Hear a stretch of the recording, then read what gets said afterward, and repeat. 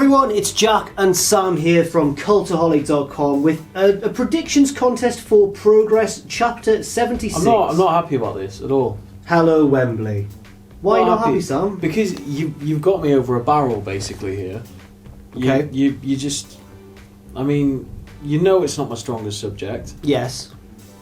But he insists on having a predictions contest. Well, happily, I mean, there's good and bad news. The bad news is that, unfortunately, we won't be doing a reactions video for this, but we will be there live in Wembley Arena in London. My favourite of all the cities. No, but the show's really exciting. There's a really good card we're going to run through. Yeah. We're going to give our predictions, and the winner will, of course, take home the Cultaholic Heavyweight Championship, which you have hoarded away, like Brocky Lesnar. Oh, he never defends it. I defend it more than anybody else. Because you've had it for longer than you... Oh, that's a bit of a paradoxical situation. Now, you've just already admitted that you don't know as much about Progress as I do, so before each of these predictions, I will be giving a little bit of background info to the match. It's like I know the talents, I just don't know Progress's storylines because I don't follow it very much. Yes. I'm trying to get into it. Yeah. It's just there's so much stuff we have to watch for work, and this is a good jumping on point for me. It is, and hopefully... It's my first Progress show, and yeah, we're going to be predicting for it. Hopefully a good jumping on point for many of you as well, if you haven't seen Progress already. If you have, then we hope you enjoy these predictions. Let's do it.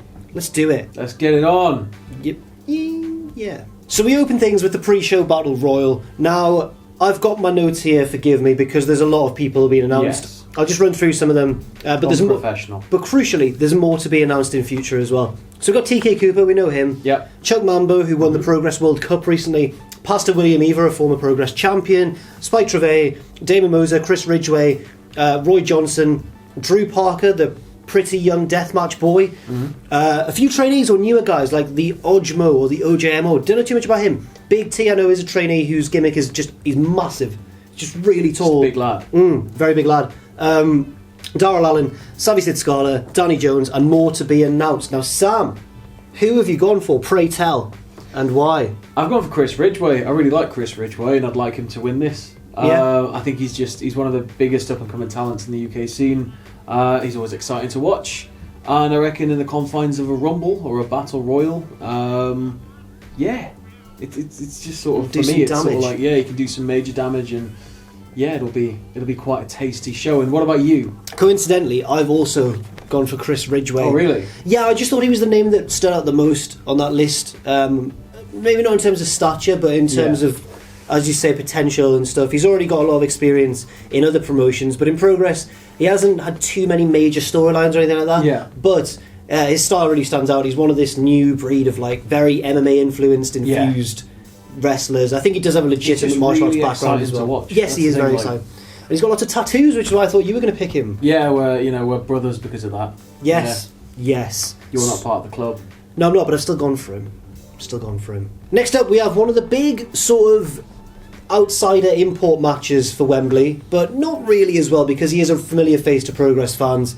Matt Riddle versus Mark Haskins. Matt Riddle, of course, has recently signed with NXT. He appeared in the crowd and everyone lost their marbles. Mark Haskins is a veteran now of the UK independent scene and is brilliant. He's really, really good. They both work a sort of reality-based style. Matt Riddle's, of course, got that UFC background. Just a little bit, yeah. A little bit. Whereas Mark Haskins is also great at strikes and that sort of thing, but I think where he really excels is submissions. Yeah. He's really fluid as well. He does like a rolling Death Valley driver thing that's just so smooth to watch. He can roll over someone, pick them on his shoulders. Yeah. And even though he's a small guy, he's really strong as well. So this should be a fast and furious match with lots of hard-hitting, striking action. Submissions also. Sam, who have you gone for and why? This was a hard one for me to choose between.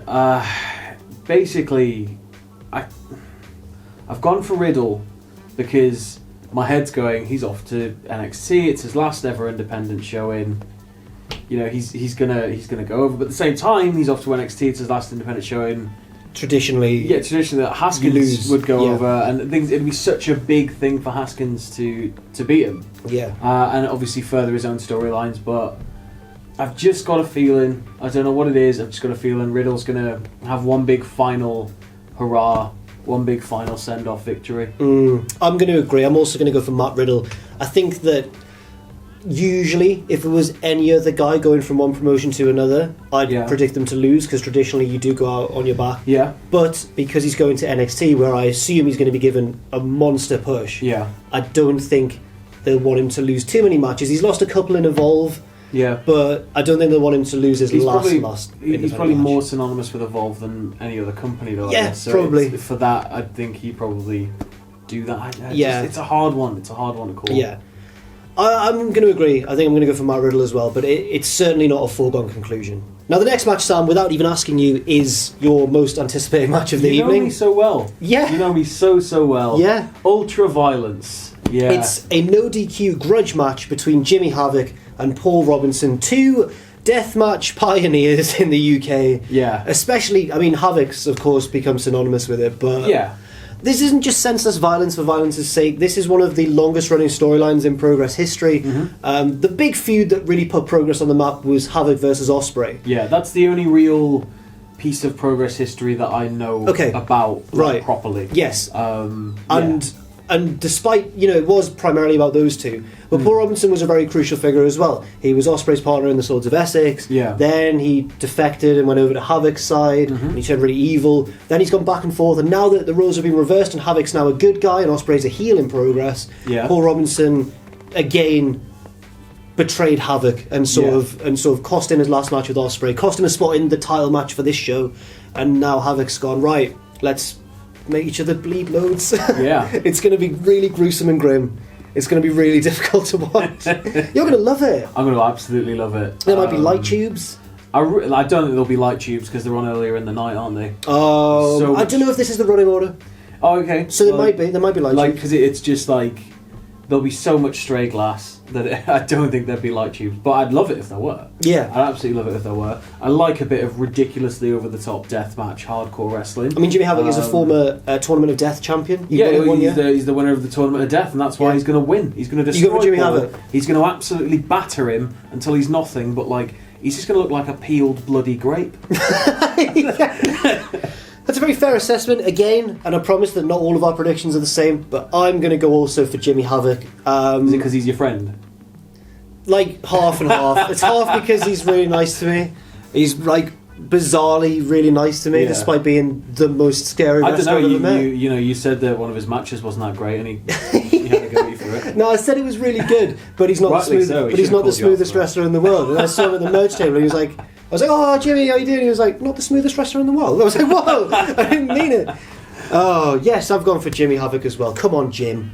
Paul, to be fair, Paul's alright as well. Paul's great. Paul's he's one of the most hateable heels I've ever seen in my entire life, but I just want Jimmy to get a big win, because obviously a big part of it was, you're not Jimmy Havoc anymore. Yeah, so I want to rediscover his violence. I want to see Jimmy Havoc come out. Yes. Yeah. Next up, a match that I don't think will follow the no DQ grudge match as closely on the card as we have it in our order here, just because it's also a big stipulation. It's a TLC match between former best friends Mark Andrews and that bastard Eddie Dennis. He's one of the most effective heels in the UK right now. Yeah. He's become a horrible man. They were both in a tag team that you may be aware of, despite your limited Progress knowledge, called FSU, who came out to Party Hard by Andrew WK. Okay, yeah. They were your standard too cool babyface, get the crowd hyped tag team. Eddie Dennis is big, Mark Andrews is small. Right. Worked really well. And then Eddie Dennis betrayed him. And in a similar way to Tommaso Ciampa's turn over in America, he betrayed him, but also suffered a major injury, so he was on the shelf for a long time. Right, so it's been bubbling away. They couldn't get at each other properly, but Eddie Dennis would turn up at shows unannounced in street clothes. He'd call out Mark Andrews. Mark Andrews is in a band called Junior, and he attacked... Yes, he is. He attacked him, didn't he? He attacked his manager. Oh, the manager. And then Mark Andrews did a flip off the stage, I think. Oh, yes. Yeah, it's all coming back to me now, Twitter. I can remember it. But, it's been a very raw, very visceral feud. I think Eddie Dennis is cutting some of the best promos in wrestling in the build-up to this. He's really, really good. Used to be a head teacher in school. But no, this is going to be one of the more difficult ones to call, I think, because both men could realistically win. Who have you got, and why? I love a good underdog. Okay. I love a big underdog story, especially in a match in which they can just be completely and utterly destroyed.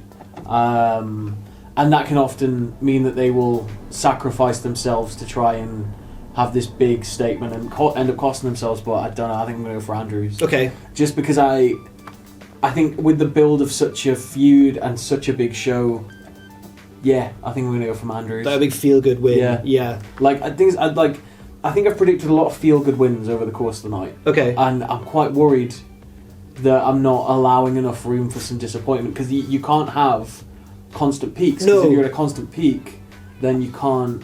It won't be the correct experience. You need to have some troughs for the next peak to feel bigger. That is true, but if there's any show where there's potentially going to be a more babyface lean, then it's this one. It's their WrestleMania. Yeah, essentially. So, but I actually have gone the other way. I've gone for Eddie Dennis. Right. Okay. I think just as a reward for how fantastic he's been in the build to this. I think that hopefully his story isn't over yet. Right. I know that in other promotions like Attack, he's been building a bit of a stable around him. Not actually certain if that's going to carry over into Progress, but I can see it potentially happening. Yeah. But I've gone for him, and I think it'll be one of the best matches of the night. There we go. We differ. We differ. Next up, another of the big marquee matches like Riddle versus Haskins. This one is Pete Dunne versus Ilya Dragunov. Now, I think, both learned about Dragunov at roughly the same time when WXW was starting to get more exposure. It's when he became the monster babyface of Yes. WXW, and he was getting featured everywhere, and obviously 16 Carats started becoming a bigger and bigger and bigger deal, and his name was popping up all over the place. Yeah. At Super Strong Style 16, one of the WXW officials, I can't remember his name off the top of my head, he sort of crashed... Big Dave. Yeah, Big Dave, crashed Meltzer, crashed the ring. It wasn't Meltzer. Crashed the ring and called out Pete Dunne, who wasn't there at the time. Yeah. And said, you know what, my guy, Ilya Dragunov, wants to challenge you at Wembley. And Pete Dunne went, yes, it's been a very simple build. They're both very similar characters. They're both really intense. Very, very similar. Yeah. Very similar. Yeah. Similar hair. Yes. Similar clothes. For those who don't know Dragunov, he's probably a bit more feral, like a bit more wild. He is a communist superhero, basically. Yeah, essentially. He used to come out of WXW to the Command and Conquer 3 Red Army March thing, which is great. But he's really entertaining to watch. Yes. But he's proper unhinged. That's the best way to describe it. Where I think Pete Dunne's more methodical. Yeah. But they're both really destructive in their own ways. Who have you gone for and why, though? It'd be stupid to go against Pete Dunne, wouldn't it? Considering he's WWE UK champion. So it's Pete Dunne. As boring and as crap as that is for my reasoning, he's WWE UK champion. He's not going to lose on a show like this. He's just not. I agree. Yeah. Like, I just got don't no more. Yeah. And it's a shame because I'd like to see Ilya Dragunov go over, but I just think there's no real way that he can lose. Despite that, I still think it'll be potentially match of the night. Yeah. Because they'll match up really well. Yeah. And I think it's going to be really exciting. But yeah, again, this was one of the easier picks for me too. Yeah. Forgive my unprofessionalism, please, Sam and viewers. I am going to have to use my notes again. Tell him he's a dick. This match has a lot of tag teams in it. It's the Progress World Tag Team Championship Thunder Bastard match, which is kind of a Rumble Gauntlet style thing where it's like got staggered entry. Now, crucially, I'm not certain of the entry order. There's a wonderful thread on Reddit that I found which has the rundown of the card, and it had them in this order, so I'm going to assume that it might be the right order, but I don't know. Basically, there was a tag team series leading up to this, and those who scored the most points in the series get the reward of entering later on in the match. Right, that makes sense. In Progress's America tour, the Grizzled young vets, Zack Gibson and James Drake, lost the tag team championships to CCK. Yep. It was like the babyfaces winning off the heels, classic, everyone loves it. And then Kid Lycos got horribly injured again, right? This was after Lycos' injury. I think AR Fox filled in. Or maybe Gresham, or one of... They've got a rotating cast of members. Yeah. Then they shockingly lost the belts to Flamita and Bandido, two of the biggest, most exciting up-and-coming luchadors in the world. And everyone was like, whoa, what's this? Because it was an America show, so they booked them because they were in North America. Yeah. But everyone realised, this means they're coming to Wembley to defend the titles. So we have Flamita and Bandido, the reigning and new champions, versus Sexy Starr, not the controversial... Not the controversial luchador who legitimately attacked her opponent that time and everyone got really cross. No, this is David Starr and Jack Sexsmith. Mills and Mayhew, a very young, exciting babyface tag team. Aussie Open, Mark Davis and Carl Fletcher, big and... Well, Carl Fletcher's tall as well, but Davis is big, Fletcher's lanky. Davis is power, Fletcher's flash. Yeah, flash and power and Flash power. Yeah. They're one of the most promising up-and-coming... Well, no, they're not even up-and-coming now, they're one of the leading tag teams in the UK. The Anti-Fun Police, which is Chief Deputy Dunne, and Los Federales Santos Jr., Santos or Lost Fed. Right. They're like the writer censor for the 21st century. Yeah. And they're hilarious. Okay. They're so funny. I know Chief Deputy Dunne. Yes. I've never seen Los Santos. Los Santos, yes. yeah. Or Los Federal. He's got lots of Federales, names. Santos. yeah. Lost Fed. Grizzled Young Veterans, Zack Gibson and James Drake. Yeah. Just classic, old school, hateable heels. Mm-hmm. CCK, which I believe in this match is Chris Brookes and... Is it Amari? It's Timothy Thatcher. Timothy Thatcher. Yeah. Ooh.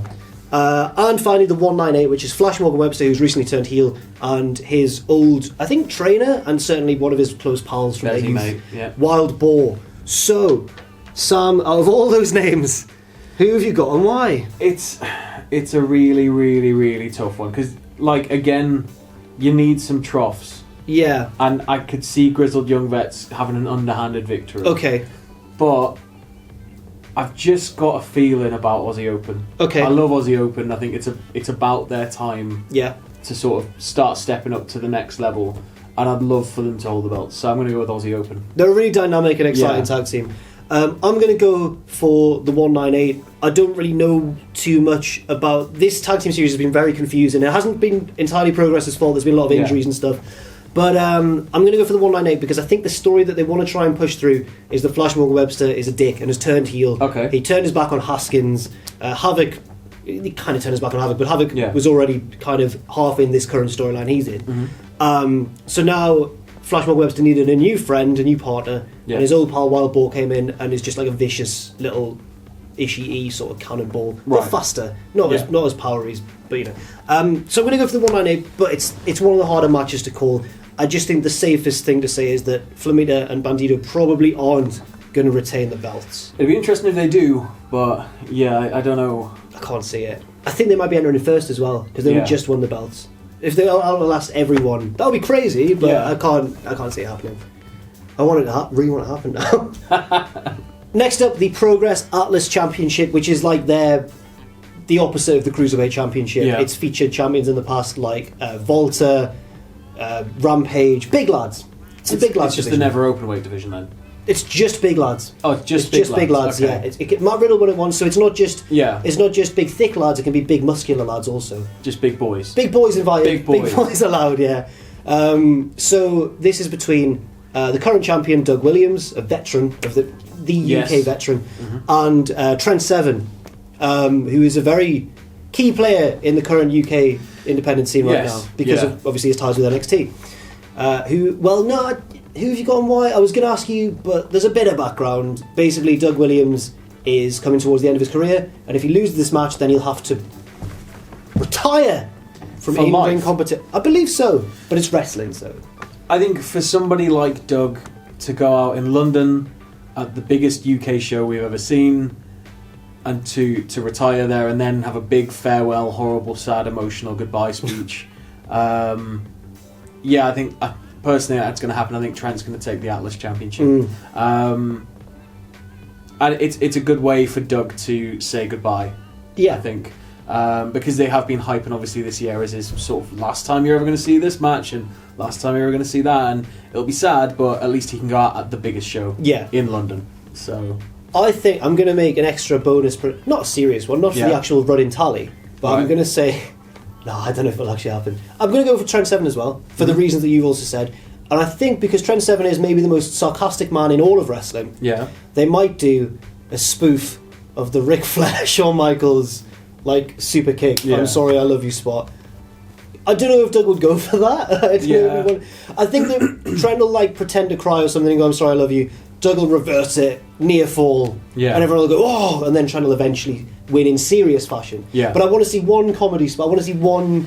I've got a one- feeling the entire show's going to have a fair bit of comedy on it. Do you think? Yeah, Progress is one of the more serious promotions of its type. Yeah. But it's never shy of straying into a little bit of comedy. Yeah. Again, yeah. So yeah, we've both gone for big Trenty Sebs. Trenty yes, Trent TS. Trent. Trenty yes. Trent. No. Next up, the Progress World Women's Championship, a triple threat match between the current champion Ginny, who's just a great heel. She's like a fashionista, arrogant. Yeah. She comes out, the disdain. She's got a great facial expression. She just looks so disgusted by all the wrestling fans. Right. Her versus Toni Storm, the first Progress World Women's Champion, Yep. who is one of the best women's wrestlers in the world. We all know her. And Millie McKenzie, who I think is now 18, but when she first broke onto the scene, she was 70. Very young, very talented, has a massive future ahead of her, and is a bit of a suplex machine. Everyone likes to chant suplex Millie when she's on a roll. So the story of this one is basically that Ginny has been ruling the roost of the Progress Women's Division with her friends, the House of Couture, like her stable around her. Yeah. And everyone's looking to stop her, and stop that nonsense, Ginny. Sam, who have you got and why? Again, for a lovely, lovely, lovely feel-good, I think Millie winning it. Okay. Because she's put in so much effort already at such a young age. Yeah. And again, it's such a big show.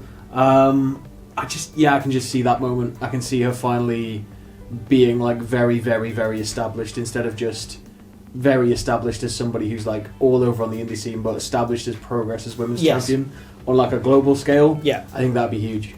I see your point, because I think that in the early stages of her breakout year, it was like, here's Millie McKenzie, she's great because she's young and a woman. And whereas now it's like, you just want to forget all that and just be like, there she is, she's great. Yeah, she's great, yeah. Kind of like how they treat their women's wrestlers in Stardom, where they're just like, some of them are really young, but they're just like, they're a badass already. Yeah. Yeah. I'm going to disagree, though. I'm going to go I'm going to go for Ginny. You're going to let it bubble over for however long? I'm playing a dangerous game here, because my other predictions have predicted quite a lot of title changes, and I need one to stay with the person who's holding it. So I've gone for Ginny, which is it could come back to bite me on the bottom on backside, the botty behind, on the big old botty B. Yeah. And finally, the big one, the Progress World Championship match between the current champion, Big Daddy Volta, and the challenger Tyler Bate. This is Hogan versus Andre if Hogan was 5'6". Like, it's Volta's massive. Yeah. He's a door, as you once described him as, I think. Yeah. When we saw him in Manchester. Yeah, so he's like a door. Just a door. Yeah. It was insane. He's huge. And his chops are like the hardest in all of wrestling. Yeah, he's known for absolutely destroying people's chests. He carves them up, People's chests have bled after wrestling. A lot of people's chests have, Yes. His background in Progress is a weird one. I think he originally came in for part of like the Super Strong Style 16 tournament or something. It was a bit of one of the novelties they did from abroad. And then it was like the WXW crossovers, and they bring ring camps, and obviously they had everybody in. He slowly became more and more popular. Then Axel Dieter Jr. Yes. Slowly became over with the Progress crowd, and well, he was over immediately because Progress are very welcoming to newcomers. Yeah. But eventually something just clicked, and they were like, he's incredible. He's a monster. Yeah. Yes. He won the Atlas Championship, and then forfeited it for a chance to go for Travis Banks' World Championship, defeated him, and now he's the champion. Yeah. Tyler Bate needs less introduction. I think he's one of British Strong Style. He's possibly the most famous up-and-coming British wrestler in the world, I'd say. Him or Pete Dunne. Because of their ties with WWE. Yeah. He's also an incredible all-rounder. He can fly, he can do technical stuff, he can brawl and strike. He can do that rope bouncy thing with his shoulders. Like Dean Ambrose, but good. Yeah. He was the first ever WWE UK champion, has since lost it to Pete Dunne. Yep. He won the first UK Championship tournament. Yep. And is still disgustingly young, so has a very good future ahead of him. But Sam, who have you got and why? I'm predicting a big old changeroo, and I don't know what might happen if people that work for WWE have Progress belts. Will they start bringing them out on WWE TV? Well, I'd like to see it. And because I think if the Progress World Championship was to get onto Tyler Bate and it made its way to WWE TV, then Progress are now just established, like completely, like they're already established, but like on a global scale, it's just like, there we go, those are the boys. So you've gone for a bit of a wider, bigger picture prediction. Yeah, but I think that like it'll be such a big, again, like Hogan Andre moment. I think they might do the spot. Yeah, I think they might do the body spot. And like, it just makes sense, like, because to send everybody home. Yeah. Like, nobody's going to be disappointed with either of the outcomes of this, but like, I think to get the biggest response, I just see Tyler Bate taking it. I agree. After like an incredibly hard fought match. Yeah. I agree as well. I think Tyler Bate's offense is tailor made for this to be incredible. Like, he does the airplane spin as well. Yeah. Which if he gets Volta for that, everyone's gonna be like, what? He does the leg swing. Yeah, the leg swing. Like, there's gonna be so many potential crowd popping insane moments. Yeah. I think it's between this, the Pete Dunne match, and maybe the TLC match for match of the night. It's just going to be the death match for me. Well, yeah. Second Blood, it's match of the night. But yes, I've also gone... Very simple, Mao, very simple tastes, bleed. bleed. Lots of glass, tables, bleed, I've also gone for Tyler Bay. blood. So those are our predictions. We differ on 3. Just to recap, we differ on Mark Andrews and Eddie Dennis. You've gone for Mandrews. Yep. I've gone for Eddie. We differ on the tag team match. I have gone for the 198. You've gone for Aussie Open. Yep. And we differ finally on the women's match. I've gone for Ginny. You've gone for Millicent McKenzie. Millington McKenzie.